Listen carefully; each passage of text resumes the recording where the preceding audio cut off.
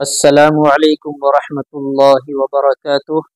امید ہے کہ میرے تمام احباب، تمام بھائی بزرگ بہنیں خیریت سے ہوں گے۔ دیکھیے، اس وقت میں بڑی اہم اور ضروری بات آپ سب کو بتلائی جا رہی ہے۔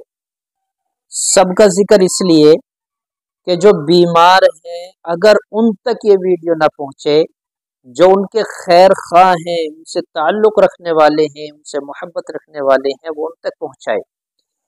یہ ویڈیو ان شادی شدہ جوڑوں کے لیے ہے جو ابھی تک اللہ کی نعمتوں سے محروم ہیں۔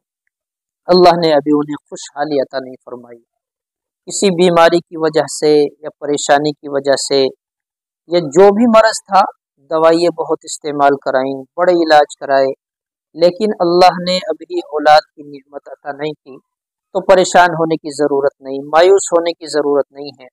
اللہ کے یہاں دیر ہے اندھیر نہیں ہے، وہ بھی ہماری وجہ سے پریشانی بن سکتی ہے، لیکن اللہ تعالیٰ اپنے بندے کو دینا چاہتا ہے، بندہ لینے والا ہو۔ تو ان دونوں کے لیے ضروری یہ ہے، جہاں دوائی گولی میڈیشن کسی سے علاج معالجہ چل رہا ہے، چلنے دے، اس کو منع نہیں کر رہا میں، لیکن ایک چھوٹا سا کام کر لیں۔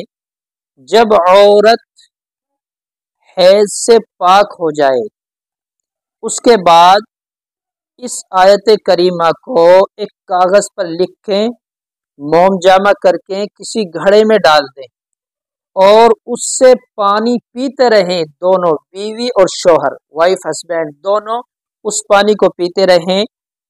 روایت میں آتا ہے، ہمارے اکابر نے لکھا ہے کہ پہلے مہینے بھی مطلوب حاصل ہوگا، جو اس کا مقصد ہے حاصل ہوگا، ورنہ دوسرے تیسرے مہینے میں ضرور اس کا مقصد حاصل ہو کر رہے گا۔ آیت کریمہ یہ ہے، خذ یحییٰ پڑھیں گے پہلے، خذ الکتاب بقوہ وآتیناہ الحکم صبیہ وصلی اللہ علی خیر خلقہ محمد وآلہ آلہ واصحابہ اجمعین برحمتک یا ارحم الراحمین۔